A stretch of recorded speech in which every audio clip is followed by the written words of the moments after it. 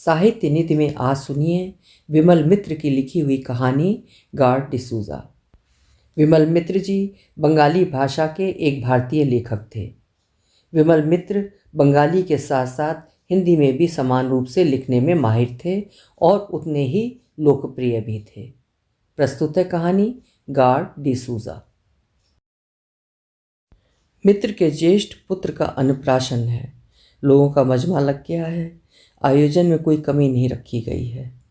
एक दल खाकर उठता है और दूसरा दल अंदर आता है। खान पान समाप्त होने के बाद घर के अंदर जाना पड़ा। विशाल मकान है। सदर से होता हुआ अंदर महल पहुंचा, फिर अनेक बरामदे और कमरों को पार करता हुआ अंततः सबसे आखिरी छोर के कमरे के भीतर गया। मित्र महोदय की पत्नी पर्दानशीन है। तसर की साड़ी पहने बच्चे को गोद में लेकर बैठी थी। मैंने कहा, वाह, तेरा बच्चा बहुत ही खूबसूरत है। मित्र के चेहरे पर चमक खेल गई। बहुत दिनों के बाद लड़का पैदा हुआ है। बहुत पूजा मनौती करने के बाद कंडा ताबीज़ वगैरह कुछ बाकी नहीं रख छोड़ा था। बहुत से डॉक्टरों से चिकित्सा कराई गई थी, कोई नतीजा नहीं निकला था। मगर जब सारी उम्मीदों पर पानी फिर गया तो बच्चे के हाथ में मैंने ज्यों ही एक मुहर थमाई, उसने अपनी मुट्ठी बंद कर ली और वो उसे अपने मुख में रखने जा रहा था। मित्र की पत्नी ने तुरंत उसका हाथ पकड़ लिया। मैं वापस होने के लिए तैयार हो ही रहा था कि मित्र ने पूछा, किससे चेहरा मिलता जुलता है? इस बात का उत्तर देने के पूर्व मैं बच्चे का चेहरा अच्छी तरह निहारने जा रहा था कि एकाएक मेरी नज़र मित्र की पत्नी के चेहरे पर चली गई। घूंघट की ओट में छिपे उस चेहरे का रूप देखकर मैं चौंक पड़ा। फिर मैंने उत्तर देने में स्वयं को असमर्थ पाया। पहला बच्चा जन्म लेता है तो माँ का चेहरा सचमुच ही सुंदर हो जाता है, लेकिन इस खूबसूरती को तो मैं पहले भी देख चुका हूँ। मैं जल्दी जल्दी वापस चला आया, मगर वो दृश्य मैं भूल नहीं पाया।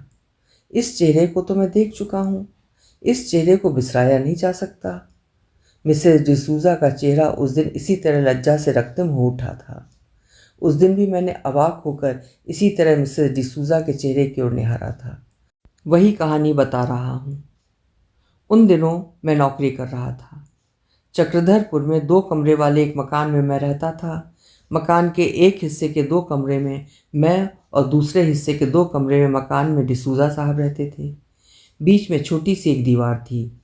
रांची रोड पर यह मकान है। सामने घिरा हुआ बगीचा। उसी बगीचे में मैं बीच बीच में शाम के वक्त एक कुर्सी लेकर बैठ जाता था। सामने से कोलतार की सड़क टाटा नगर चाईबासा होती हुई बहुत सी जगहों के चक्कर काटती हुई रांची की तरफ चली गई हैं। कीमती कारें सामने के रास्ते से सनसनाती हुई हवा की तरह निकल जाती हैं। थोड़ी सी गर्द का गुबार उड़ता है और फिर सन्नाटा रेंगने लगता है। इसी तरह जब शाम गहराने लगती है तब वहाँ से उठकर मैं अंदर चला आता हूँ। उस समय बत्ती जलाकर पढ़ने बैठ जाता हूँ। पढ़ते पढ़ते रात गहराने लगती है और तब मैं खाना खाकर नींद की बाहों में सो जाता हूँ। सुबह होने पर फिर जग पड़ता हूँ। Good morning uncle. डिसूजा साहब का भाई मुझे अंकल कहा करता था। तुम्हारा ब्रदर कहाँ है जॉनी? मैंने पूछा। डिसूजा साहब से भेंट होती तो वो कहता, गुड मॉर्निंग ऑथर। डिसूजा साहब की पत्नी का स्वभाव अच्छा है। छींटदार गाउन पहने बगीचे में टहलती है, सड़क पर चहलकदमी करती हुई स्टेशन जाती है। उसके बाद घर आकर अजीब स्वर में गीत गाती है। हम लोगों का मकान अगल बगल है। उस मकान में कुछ बातचीत होती है तो इस मकान में उसकी आवाज़ साफ साफ सुनाई पड़ती है। छत एक ही है, बीच में सिर्फ एक दीवार है। डिसूजा साहब रेल के गार्ड हैं। किसी किसी दिन बहुत दूर जाना पड़ता है। 2.5 या 3 दिनों के बाद वापस आते हैं। कभी कभी रात के 2 बजे आकर पुकारते हैं, मिल्ली, ओ मिल्ली। मिल्ली भी खासी एंग्लो इंडियन महिला है। लाज शर्म से कोई वास्ता नहीं। जब डिसूजा साहब काम पर निकलते हैं तो मेम साहब उन्हें बगीचे तक आकर छोड़ जाती हैं। उसके बाद वहाँ चाहे मैं रहूँ या कोई दूसरा आदमी, दोनों एक दूसरे का भरपूर चुंबन लेते हैं। मेम साहब डिसूजा साहब के गले को दोनों हाथों में भरकर इस तरह चुम्बन लेती हैं कि साफ साफ आवाज़ आने लगती है और मैं शर्म में डूबने उतराने लगता हूँ। ऐसी हालत में बरामदे से हटकर अंदर चले आता हूँ। ऐसा एक दिन नहीं, हर रोज़ हुआ करता है। मेम साहब हर रोज़ साहब के इंतज़ार में बैठी रहती हैं। मेरे बरामदे के आसपास ही एक कुर्सी पर बैठी हुई कुछ बुनती रहती हैं और बीच बीच में रास्ते की तरफ ताकती रहती हैं। 13 डाउन जा चुकी है, अब मालगाड़ी आने वाली है। डिसूज़ा साहब आएंगे, बगीचे में मेज कुर्सी लगाई जाएगी, तीनों व्यक्ति चाय पिएंगे, डिसूज़ा साहब, मेम साहब और जॉनी। किसी किसी दिन मुझे भी बुलावा भेजा जाता है। आओ author, come here boy, have a T please. शायद मैंने उन्हें उस दिन, जिस दिन हम एक दूसरे से परिचित हुए थे, बताया था कि मुझे लिखने की सनक है, नौकरी करता हूँ और बीच बीच में कुछ ना कुछ लिखा करता हूँ। Oh lovely, I have never seen an author. मेम साहब ने मेरी ओर अवाक होकर ताका था और उनके सेब जैसे गालों पर हंसी की एक परत उभर आई थी। डिसूज़ा साहब भले ही काले भूत जैसा लगता हो, मगर मेम साहब खासी गोरी चिट्टी है। सुडौल देह है, लावण्य से भरपूर। लगता है किसी तेज़ इत्र का इस्तेमाल किया है। मेरे थुथने में उसकी गंध समा रही है। डिसूज़ा साहब ने परिचय कराया। ये मेरा ब्रदर है, जॉन डिसूज़ा। हम इसे जॉनी कहकर पुकारते हैं। जॉनी ने कहा था, मैं तुम्हें अंकल कहकर पुकारा करूँगा। डिसूज़ा साहब ने कहा, यहाँ बेरोज़गार बैठा है, डीटीएस ने कहा है कि वैकेंसी होने पर नौकरी लगा देगा। शुरू में परिचय इसी प्रकार हुआ था और इसके ठीक 3 दिन बाद घटना घटी थी। तब रात के 1 या 2 बज रहे होंगे। मैं नींद में खोया हुआ था। एकाएक ऐसा लगा जैसे बाहर से कोई दरवाज़ा ठेल रहा हो और ज़ोरों से चिल्ला रहा हो, अंकल अंकल। नींद के खुमार के कारण शुरू में कुछ समझ में नहीं आया। जब खुमार दूर हो गया तो मैंने दरवाज़ा खोला और जॉनी पर नज़र पड़ी। जॉनी धारीदार स्लीपिंग गाउन पहने खड़ा हुआ था, बाल बिखरे हुए, मानो बड़ा ही डरा हुआ हो। मैंने जो ही दरवाज़ा खोला वो मेरी ओर बढ़ा और मेरे हाथों को कसकर पकड़ लिया। बोला, अंकल मैं तुम्हारे घर पर ही सोऊंगा, प्लीज़ अपने घर में मुझे सोने दो। क्या हुआ? मैं हतप्रभ हो उठा। जॉनी थर थर थर थर काँप रहा था। उसकी उम्र 18 साल की होगी, अभी नौजवान है। लालटेन की रोशनी में ऐसा लगा जैसे उसका काला चेहरा और भी ज़्यादा काला हो गया हो। मेरी ओर ताकता हुआ वो हाँफ रहा था। क्यों, तुम्हारे घर में क्या हुआ है? मैंने पूछा। जॉनी ने मेरी बात का जवाब नहीं दिया। मैंने उसे अपने बिस्तर पर लिटा दिया। उस वक्त भी उसमें जड़ता छाई हुई थी। तुम्हारे घर में क्या कोई नहीं है? मैंने उससे दूसरी बार सवाल किया। जॉनी ने इस बात का कोई उत्तर नहीं दिया। तुम्हारा ब्रदर कहाँ है? जॉनी ने कहा, भैया नहीं है, लाइन में गए हैं। वो जैसे कुछ कहने जा रहा था मगर चुप हो गया। उसके बाद मैंने भी सोचा कि उसे तंग ना करना ही अच्छा है। यूं चक्रधरपुर बहुत बुरी जगह नहीं है, डिसूज़ा साहब कहता है। जानते हो ऑथर, हम लोगों का चक्रधरपुर बेस्ट जगह है। मैं बिलासपुर, भोजूडीही, आद्रा में रह चुका हूँ। तब डिसूज़ा साहब आद्रा में फोरमैन की नौकरी करता था। आद्रा से गाड़ी लेकर खड़गपुर जाता था और 1 या 1.5 दिन पर वापस आता था। एक दिन ड्राइंग रूम में बेहोश पड़ा हुआ था। फोरमैन की कमी के कारण गाड़ी कैंसिल हो गई। डीटीएस के पास रिपोर्ट भेजी गई। लगा नौकरी से बर्खास्त कर दिया जाएगा। तब इस मिली ने ही उसकी नौकरी बचाई थी। मिली मेम साहब है। तब कॉलोनी, क्लब और इंस्टीट्यूट में मिली की काफ़ी शोहरत थी। नाचती गाती, बिलियर्ड खेलती और साइकिल की सवारी करती थी। गार्ड फोरमैन की जमात में उसके बहुत से भक्त थे। उसके जन्म की कहानी बड़ी अजूबा है। रोमन कैथोलिक चर्च का फादर कोहन उसे रनिंग रूम से उठा ले आया था। सवेरे मेहतर जोसेफ जब वहाँ झाड़ू देने पहुँचा तो उसने एक छोटी सी खूबसूरत बच्ची को, जिसका जन्म 1 दिन पहले हुआ होगा, बाथरूम के कमोड के पास पड़ा हुआ देखा। उसके बाद ये सब बात मैं नहीं जानता था। चक्रधरपुर के दफ्तर के हेड क्लर्क नीलकंठम बाबू ने बताया था। बूढ़े आदमी हैं, पुरानी बातों का उन्हें जहाजी कहना चाहिए। कौन साहब किस नशे का सेवन करता है, किसका स्वभाव कैसा है, साहब जाति की एक एक खबर उन्हें मालूम है। पहले दिन जब मुलाकात हुई तो नीलकंठम बाबू ने पूछा, घर मिल गया? हाँ, डिसूज़ा साहब के मकान के बगल में मिला है, मैंने बताया था। ठीक है, डिसूजा साहब को थोड़ी शराब पीने की लत है, मगर आदमी के लिहाज से वो भला है। कुछ देर तक खामोश रहने के बाद फिर कहा था, डिसूजा साहब की मेम को देखा है? हाँ, मैंने कहा, देख चुका हूँ, जान पहचान हो चुकी है, एक दिन चाय पर भी बुला भेजा था। मेम साहब भी बहुत भली है, साली उस जात के बीच रतन है, रतन। उस शराबी को कितना प्यार करती है। साहब जब ड्यूटी पर जाने लगता है तो कितना चूमती है उसे। लेकिन लेकिन क्या? नीलकंठम बाबू ने कहा, लेकिन उसका जन्म रनिंग रूम में हुआ था। क्यों, रनिंग रूम में क्यों जन्म लिया था? नीलकंठम बाबू ने कहा, पैदा होते ही कोई उसे रनिंग रूम में फेंक गया होगा, इसके सिवा क्या हो सकता है। उन पट्टों के कारनामे तो आपको मालूम ही होंगे। उसी मिली ने अंततः फादर कोहन की मार्फत डीएलएस को पकड़ा। तब डीएलएस थे फ्रेंडिस साहब। फादर कोहन के कहने पर डिसूजा की नौकरी बच गई। उसे मिली मेम साहब से शादी करनी पड़ी। वहाँ से उसकी बदली चक्रधरपुर हो गई और वे लोग यहाँ चले आए। मिली मेम साहब बेंत की कुर्सी पर बैठी कुछ सी रही थी। गुड आफ्टरनून मिसेस डिसूजा, मैंने कहा। Good afternoon author. Mister D'Souza कहाँ हैं? मैंने पूछा।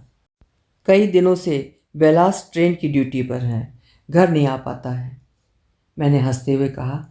लगता है आपको बहुत ही अकेलेपन का एहसास हो रहा है। मेम साहब ने कहा, क्या करूं ऑथर, रेल के गार्ड की वाइफ की लाइफ हमेशा इसी तरह लोनली हुआ करती है। अब मैं अभ्यस्त हो चुकी हूँ। शुरू में बड़ा ही डर लगता था। डर? डर किस चीज़ का? मेम साहब बोली, डर क्यों नहीं लगेगा? यह कहकर उसने एक अजीब सी मुद्रा बनाई और फिर हंसने लगी, मानो चेहरे पर बिजली चमक उठी हो। बात मेरी समझ में नहीं आई। रेल कॉलोनी में डरने का कौन सा कारण हो सकता है? इतनी इतनी पुलिस का पहरा। मेम साहब बोली, पुलिस का पहरा रहने से क्या होगा ऑथर, मेरी जैसी खूबसूरत महिला यहाँ कितनी हैं। और उसके चेहरे पर एक खूबसूरत गड्ढा उभर आया। जवाब सुनकर मैं झेंप गया, मगर मिली मेम साहब ने झूठी बात नहीं कही थी। जिस रविवार को सवेरे डिसूजा साहब को चिट्ठी रहती, उस दिन देखता दोनों नए लिबास में सज्जित होकर रांची रोड होते हुए गिरजा की ओर जा रहे हैं।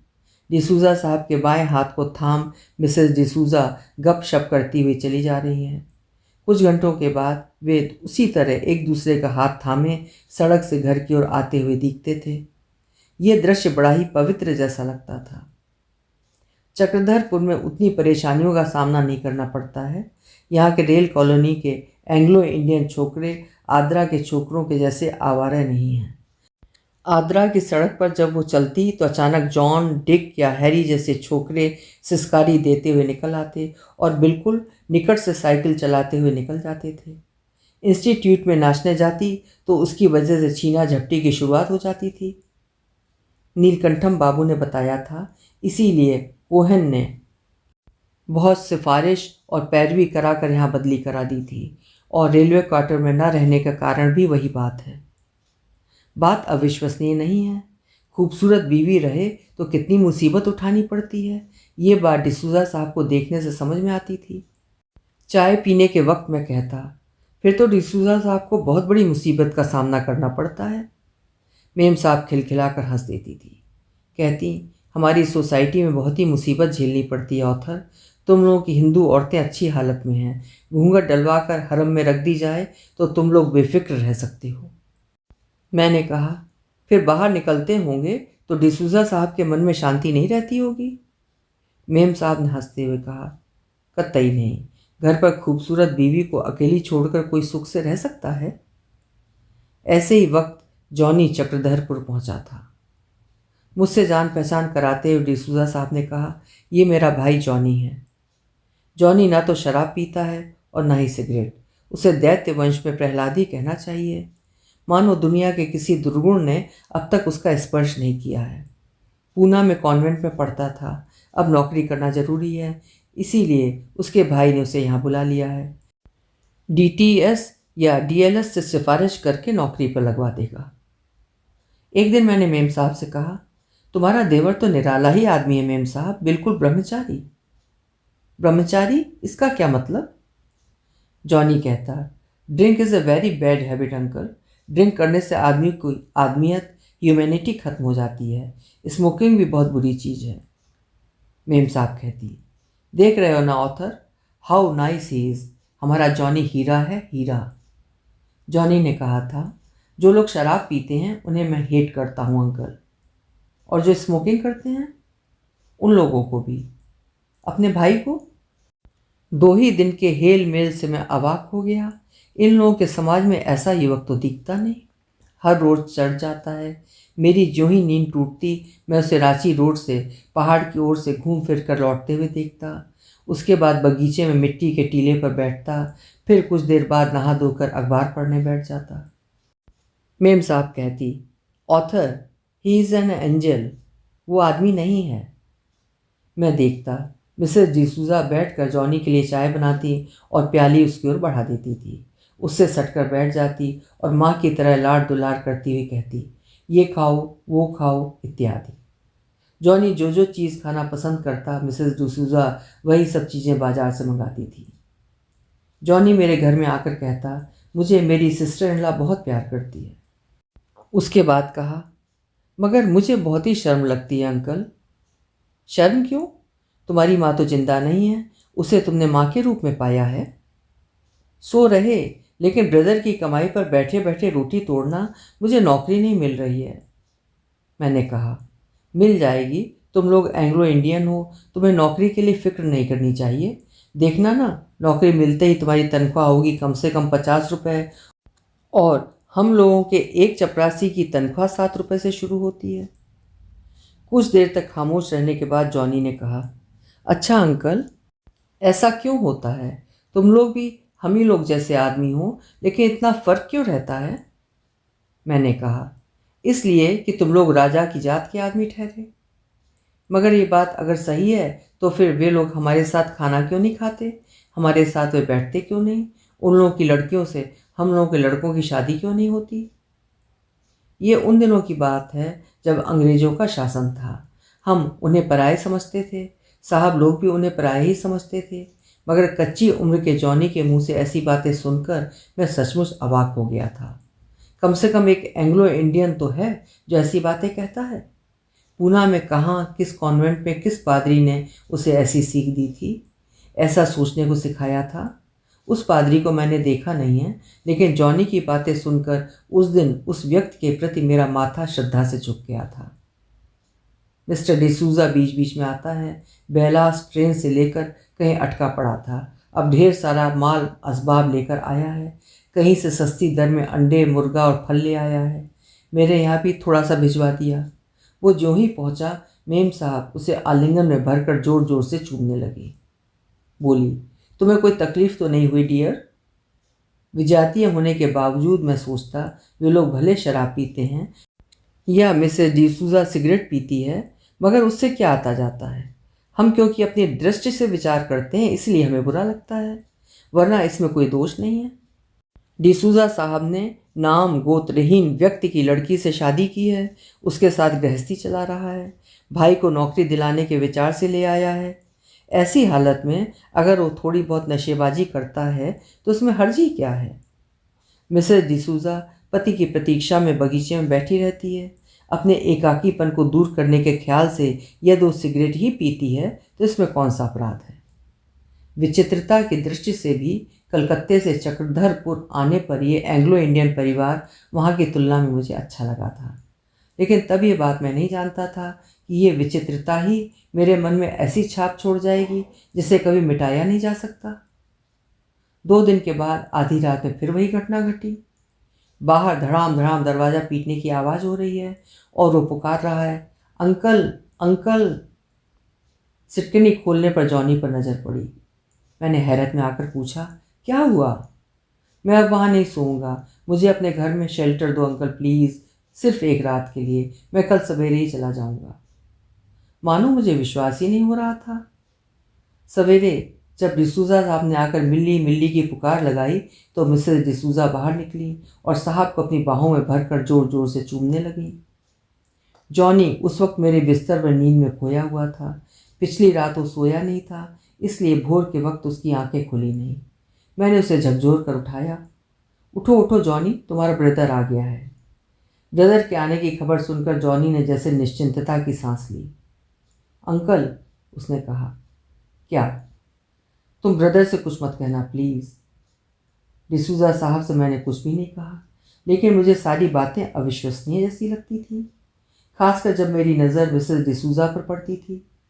पति को पकड़कर उस तरह चूमना, प्याली में चाय उड़ेलना, रविवार को उस तरह एक दूसरे का हाथ पकड़कर चर्च की ओर जाना, माँ की तरह लाड प्यार कर जॉनी को खाना खिलाना, ये चीज़ खाओ वो चीज़ खाओ।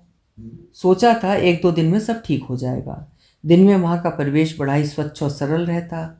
बेहरा बगीचे में मेज रख जाता, ट्रे में प्याली तश्तरी भरकर लाई जाती, टी पॉट लाया जाता। मिसेस डिसूजा प्यालियों में चाय उड़ेल देती, तश्तरी में केक काट कर देती, सैंडविच देती। उसके बाद अपने पति से कहती, तुम्हें और चाय चाहिए डियर? जॉनी से कहती, तुम तो कुछ भी नहीं खा रहे हो जॉनी। जॉनी आंख उठाकर मिसेस डिसूजा की ओर ताक नहीं सकता, या मिसेस डिसूजा कहती, तुम्हें क्या हुआ है? जॉनी कहता, मुझे भूख नहीं है। डिसूजा साहब कहता, इस तरह दिन दिन तुम्हारी सेहत क्यों गिरती जा रही है जॉनी? रात में ठीक से नींद नहीं आती है? मिसेस डिसूजा तत्क्षण कहने लगती, नहीं डियर, रात में उसे बेहद नींद आई थी। मैं रात में एक बार उठी थी, देखा जॉनी साउंड स्लीप में है। सोता है तो फिर बेखबर सो जाता है। तुम्हें एक अदद सैंडविच और दूं डियर? अचानक जॉनी बोल पड़ा, रात में मुझे नींद नहीं आती है। क्यों? दोनों एक साथ बोल उठे, क्यों? मिसेस डिसूजा ने कहा, तुम्हें नींद नहीं आती है तो मुझसे क्यों नहीं बताते? सिर पर ओडी कोलोन की मालिश कर देती। डिसूजा साहब ने कहा, तुम जरा इसकी देख रेख किया करो डियर, मदरलेस चाइल्ड। मिसेस डिसूजा एकाएक उठकर खड़ी हो गई और ओडी कोलोन की शीशी ले आई। फिर जॉनी के सिर को अपनी ओर खींचकर बोली, हिलना डुलना मत, लेटे रहो। जिस तरह बच्चा माँ की गोद में सिर रखता है, जॉनी ने उसी तरह मिसेस डिसूजा की छाती पर अपना सिर टिका दिया और वो जॉनी के माथे पर ओडी कोलन की मालिश करने लगी।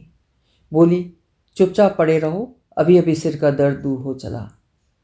बीच बीच में मुझे लगता जॉनी जो कुछ कहता है हो सकता है सारी बातें सच ना हो, लेकिन रात में, ठीक आधी रात में, उस तरफ से उनकी आवाज़ मेरे कान में आती।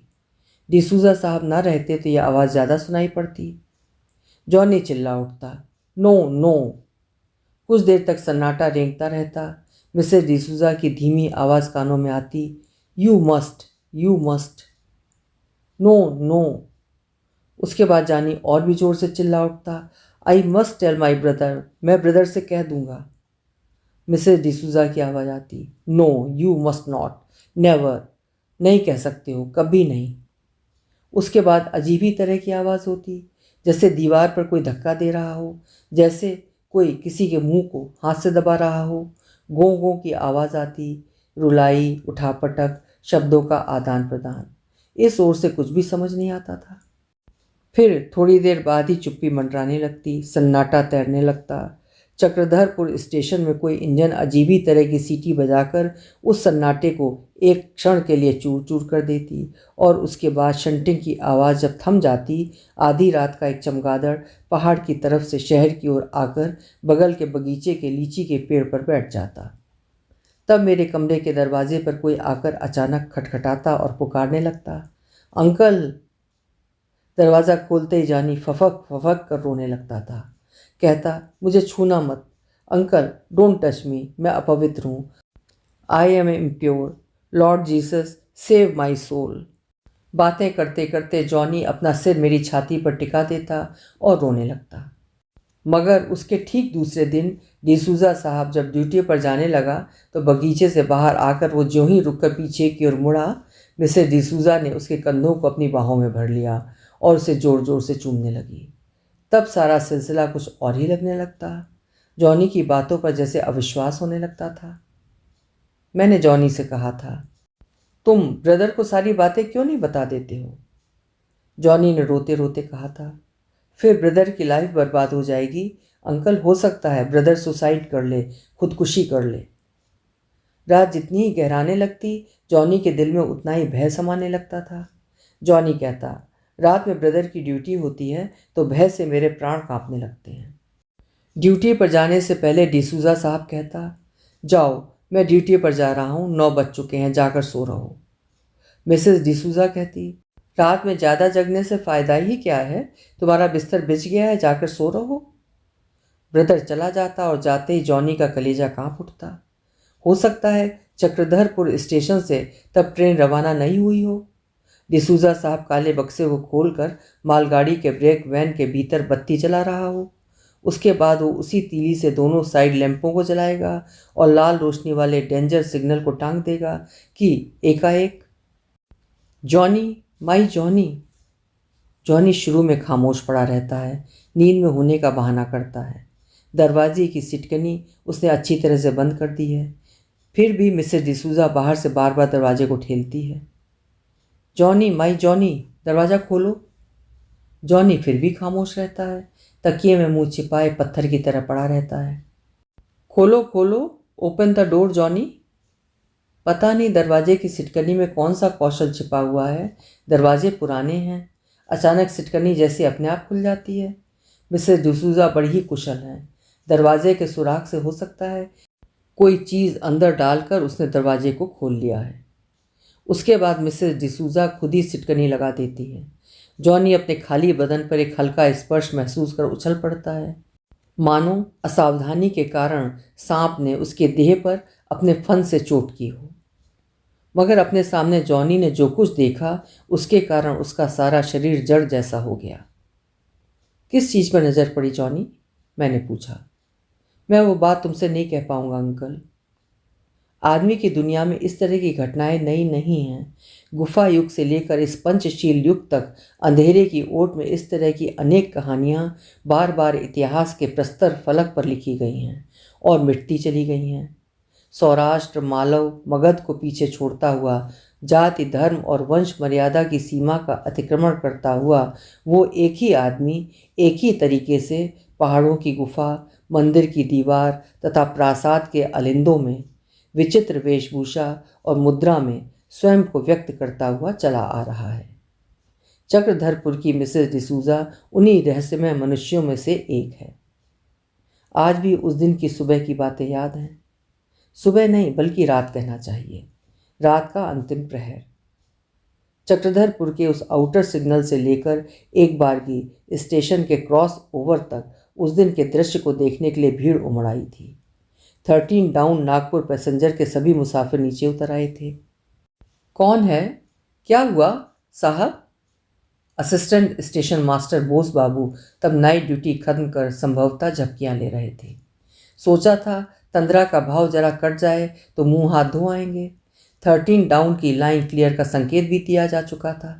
बैजू बिल्ला लेकर केबिन गया हुआ था। यार्ड मास्टर 13 डाउन का इंतज़ार कर रहा था। ट्रेन आते ही आज की ड्यूटी खत्म हो जाएगी। अचानक 13 डाउन का ड्राइवर ब्रेक लेता हुआ क्रॉस ओवर पार कर हिंदू रिफ्रेशमेंट रूम के सामने आकर रुका।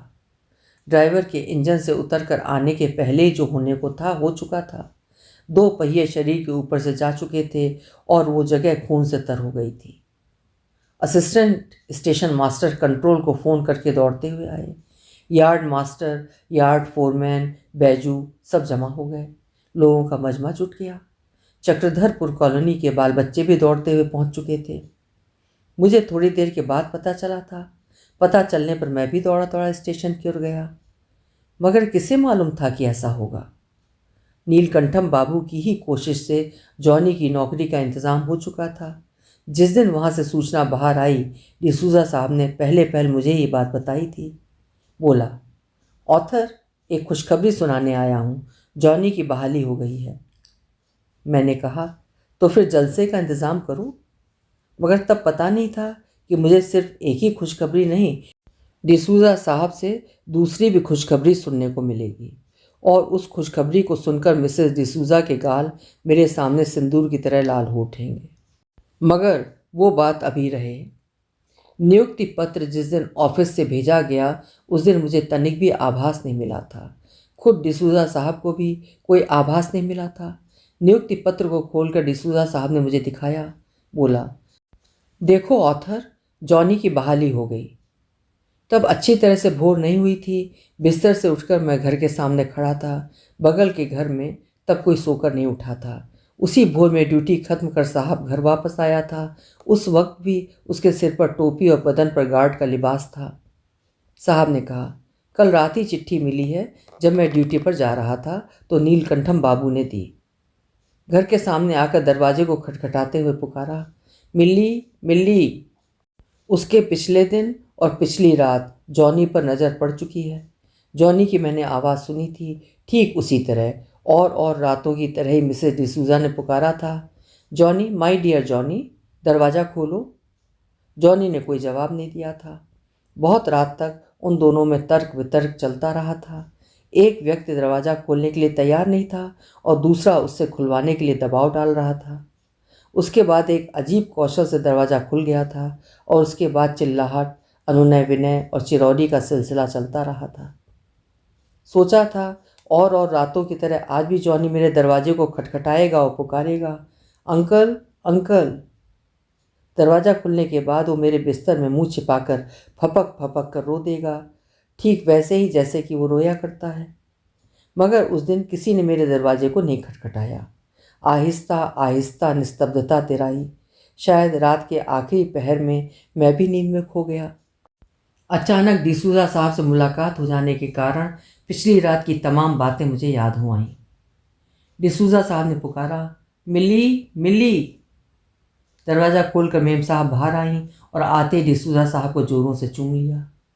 मगर उस दिन किसी ने दरवाजे पर धक्का नहीं दिया था। जोर जोर से साइकिल चलाता हुआ कॉल बॉय आया था। गार्ड साहब, गार्ड साहब। डिसूज़ा साहब जो ही बाहर आया, कॉल बॉय ने कहा, साहब आपके भाई। कॉल बॉय बाकी बात कह नहीं सका। तब तक मिसेस डिसूज़ा भी बाहर निकल आई थी। बोली, क्या हुआ? हुजूर, आपके भाई। मैं जब स्टेशन पहुंचा तब स्टेशन के प्लेटफॉर्म पर लोगों की भीड़ जमी हुई थी। आउटडोर सिग्नल से लेकर क्रॉस ओवर तक लोगों का जमघट लगा हुआ था। बड़ा ही अद्भुत था वो दृश्य। लगता है 13 डाउन आने के पहले ही जॉनी लाइन पर कूदने के लिए तैयार था। उसके बाद इंजन जैसे ही हिंदू रिफ्रेशमेंट रूम के सामने पहुंचा, जॉनी लाइन पर कूद पड़ा। वो स्थान ताज़ा खून से लथपथ हो गया था। देखा, डिसूज़ा साहब भीड़ में खड़ा बच्चे की तरह फपक फपक कर रो रहा है और उसकी ओर ताक रहा है। मिसेस डिसूज़ा उसके बगल में खड़ी है और रुमाल से आंसू पोंछ रही है। आदमी का मन भी अजीब होता है और अजीब हुआ करती है उसकी भूल जाने की प्रवृत्ति। चक्रधरपुर के जीवन में फिर से पहले के जैसा ही सिलसिला चलने लगा।